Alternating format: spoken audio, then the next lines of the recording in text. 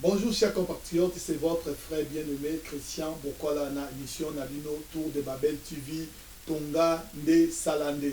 Lelo tokomeka kosolola makambo moko mibale o penza moko ya liboso ezali façon na biso ya ba dominateur o ya Congo bango balingi ba dominer Congo. Ngana bengaka bango ba dominateur parce que balingi sika bango bakozala ba toujours kodominer. Alors ceux qui yo omoki koyena likambo ya bien pour na pays na biso omoki koyena likambo ya bien esika mabe ezali okomona bango ba se soulever. Bango ba se soulever pour ba renverser yo. Ba renverser yo pour yo au réussir te. Donc ba dominateur, balingi tout bazala pour na ko dominer. Mingi babosa na keloko moko na lebaka chaque fois eloko wana.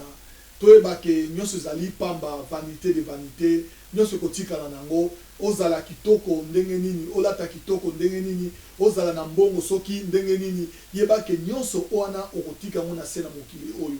Eloko moko te ezali éternel. Oyo yo okaki soki ozwi yango et donc vie na yo eko changer le souté tikali bongo éternellement.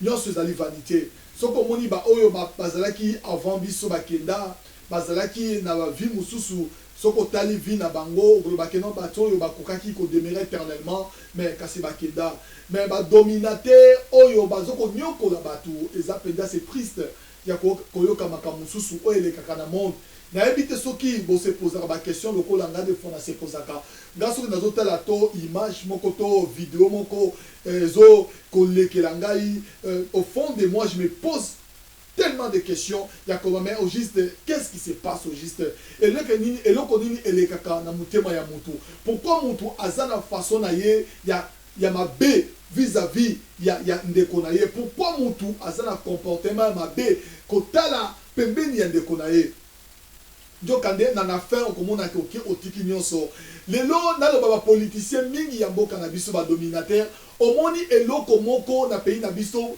na ba institution na biso ya pays ya solo bato o baza wana baza mabe mitema mabe baza mitema mabe soko tali même na sénat ba miyibi na miyibi azalaki wana bangwana bakwe ba sénateur soko tali ba parlement miyibi na miyibi mingi ba komi député mingi bazo mériter même pas koza place wana ya kozala député mingi soko tali comportement vie na bango bazo mériter te kasi lelo ba komi wana alors but na bango ezali ni but na bango ezali ba dominer ba nyata ba konza na lingala ya solo ba konza moka na biso ba konza le peuple congolais ba konza batu nyonso mutu moko aloba te soko lingolo ba okomi contre yo soko moko soulever juste ton petit doigt ba komi contre yo soki omeki koloba makambo oyo ezali ya bien mpona bien ya nation na biso bakomi contre yo soki omeki koyena bainitiative ya bien pour bâtir pour relever le pays bakomi contre yo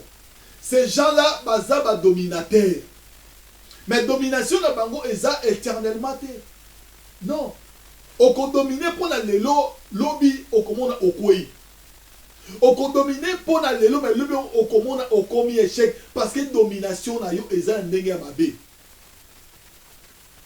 lelo tango tolobi toyoki na matoi na biso nyonso John Chibangu aza libéré bato agangi na bavi basali bavideo John Chibangu libéré akosoutenir Félix boye na boye eza même na bato bakendaki na prison ya ndolo mpona komona sorti ya colonel John Chibangu parce que bakangaki ye azalaki contre façon Kabila alingaki kopasser troisième mandat ye aboyeki alobi non Kabila oza na droite soki omeki na pesi yo telle date otika pouvoir soki okontinue na pouvoir soki olingi opasser troisième mandat nga na koya tokoya kobotolo pouvoir wana na force comme yo oza na armée comme oza na arme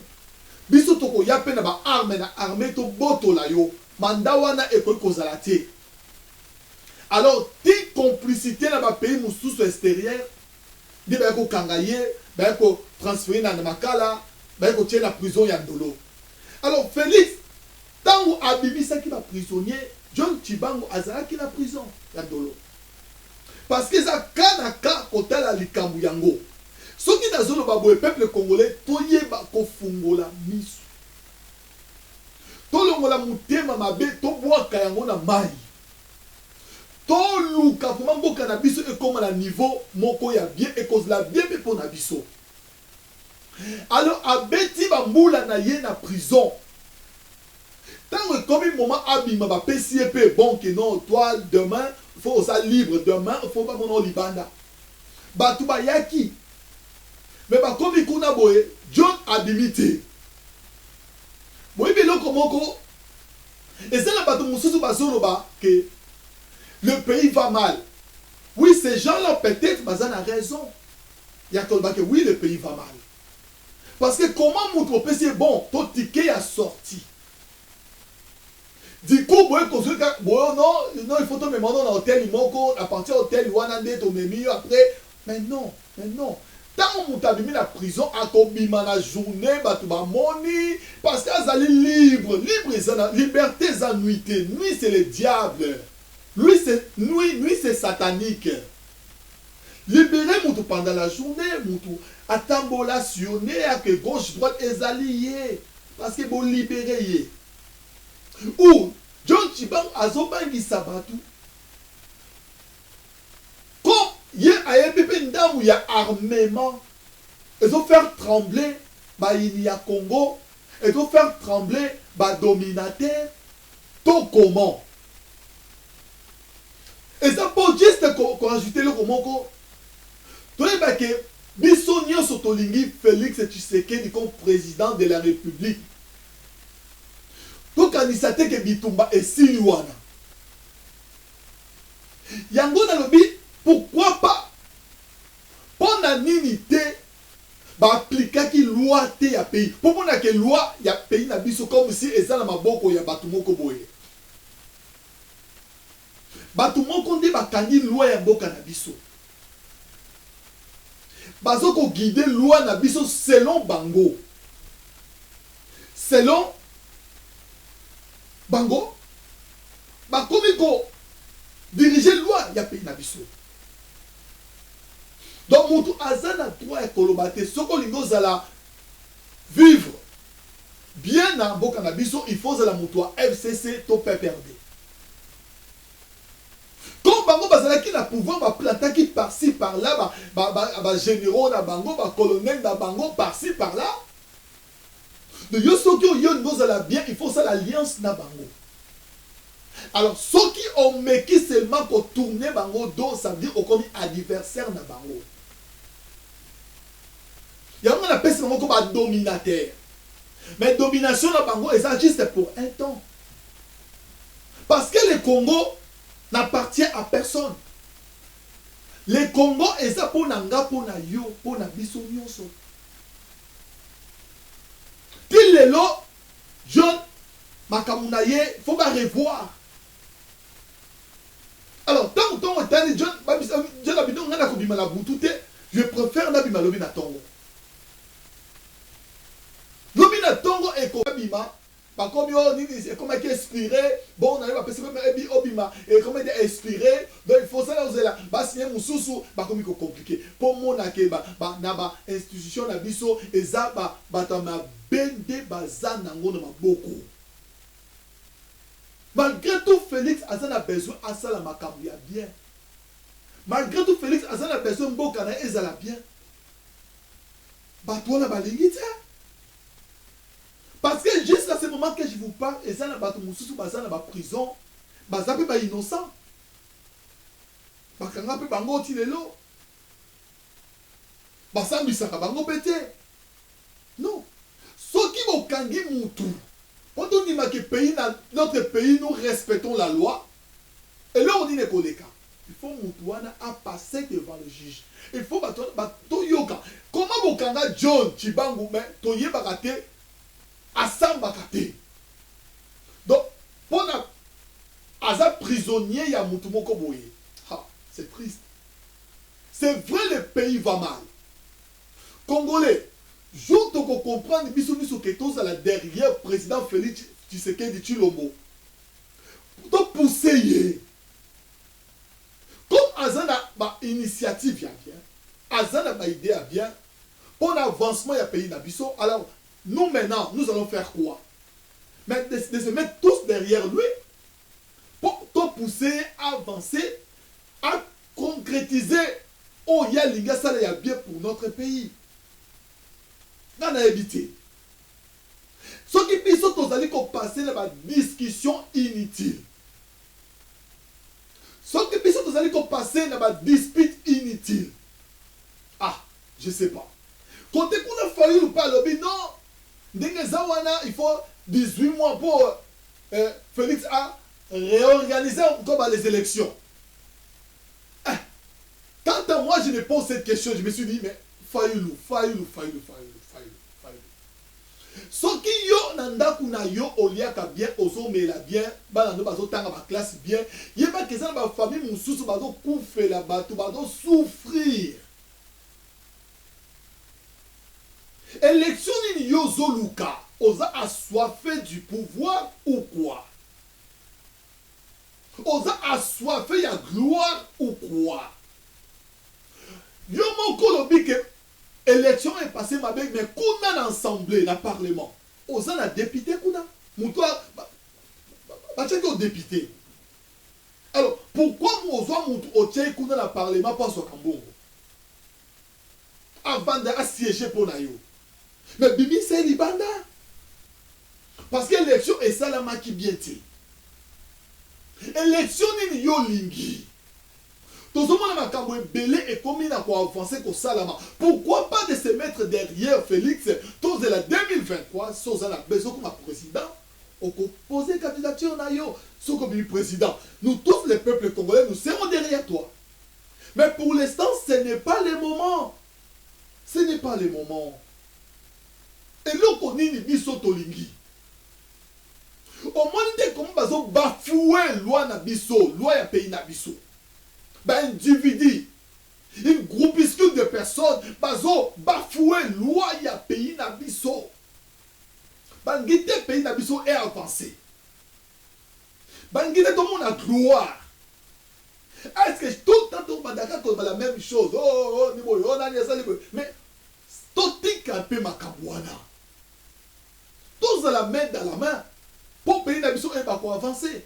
Totika bilobela lobe ya onde panzaka makambo bilobela lobela e panzaka batu bilobela lobela e panzaka ba pays parce que bilobela lobela eza partout bilobela lobela biloba lobe eza partout même parmi les politiciens ya Congo même bon baza na parlement wana même baza o na Sénat ba funda na ka grave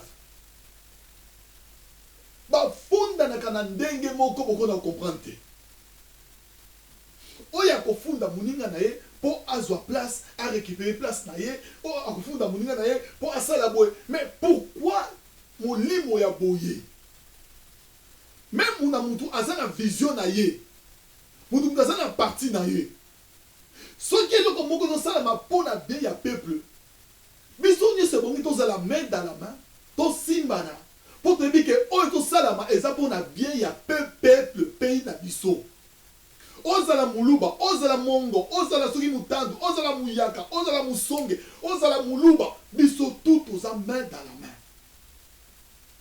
yo kanisi groupe ya batu wana ba dominateur wana ba FCC soki nous tous tosimani main dans la main bango bakoka convaincre biso bango bakoka ko bafouer loi na biso. Non, vous allez être incapable. Parce que vous allez être millions, quand même, quand tu as pied na bango, doigt ya pied na bango te. Tout dit qu'on a ma cambouana, oh non, élection. Tout ça a besoin, tout le monde a quand même une lumière, peu waouh, et peli na boka na biso. Tout changer histoire. Dans la lobby bourrée. Ngai votre frère Christian Bokola na lobi boye. Olingi pouvoir. Zela 2023 élection ekozala. Yaka. Mais ce qui olingi élection est passé bien, c'est le moment qu'on combattre batu oyo o bazawana. Miyibi wana. loi ezesika nango élection pe ko passer bien soki to tiki kaka miyibi wana bazala wana to ko risquer to lela lisusu to ko risquer to lela lisusu to bambana lisusu na mabele eloko ngana na loba yango wana. Chers compatriotes, ozali congolais, Congo c'est ton pays. Kozala aveugle te. C'est pas pour rien Nzamba zwaki yo atiaki yo kuna. Yango ba sanction na bango ba goko longola. Sanction, faut pas toujours sanctionner ces gens-là. Faut pas toujours. Parce que ce sont ces gens-là qui ont créé insécurité dans le pays nabiso. Ce sont ces gens-là qui yibi, qui minéraux, qui continuer à koyiba. Alors tant que moi na boka aye, azana idée ya bien. Makanisi na ye c'était pour ayiba. Makanisi na ye déjà pas comme un milliardaire. Alors bien le peuple d'abord. Tu comprends quand même moi le peuple d'abord. Alors, yo siko le connu nos sala. Mais tant qu'on a la kanambe tu na yo, on a quand même temps qu'on réfléchir. Qu'est-ce que toi tu es en train de faire pour le Congo? Ou qu'est-ce que tu as déjà fait pour le Congo? Bien. On a dit le koso ne otala kaka yo libumuna yo, le koso ne le koso. Okanisi ozo yiba, to ozo lingo yiba. Après, okotika monyoso, okokene nango nulle part. Ekotikala. Ba oyo ba somba ka ba villa na ba poto par-ci par-là. Somba. Ba on ba tcheka ba millions, ba milliards de ba compte ya ba paya. Tango ba kufi ba tiki nyonso.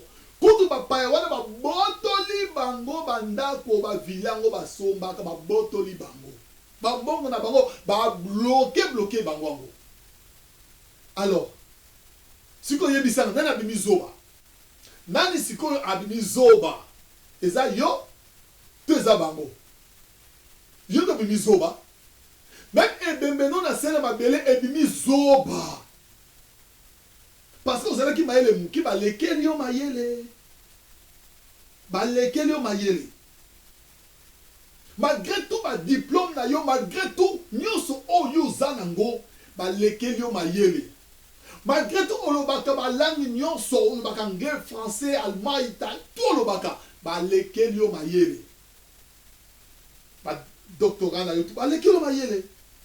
Et jusqu'à quand on peut arriver à comprendre? Jusqu'à quand? Jusqu'à quand on peut arriver à comprendre pour guerre et si là, ba malice pas si là autour na beni. Bientôt coup ba casque bleu faut ba longwa na ba kasai ba longwa. Ba kotika la kaka mingi na Ituri.